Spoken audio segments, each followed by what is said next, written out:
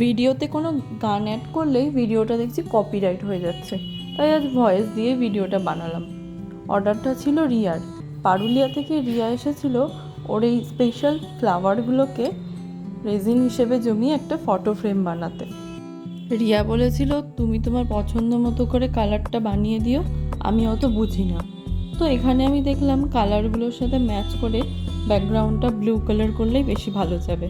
তাই দেখো ওর জন্য আমি এরকমভাবে বানিয়ে দিয়েছি ব্লু কালারের বেসের ওপর, যেখানে কিছু মতিও রয়েছে। আর জিনিসটার শাইনটা দেখো কত সুন্দর হয়েছে।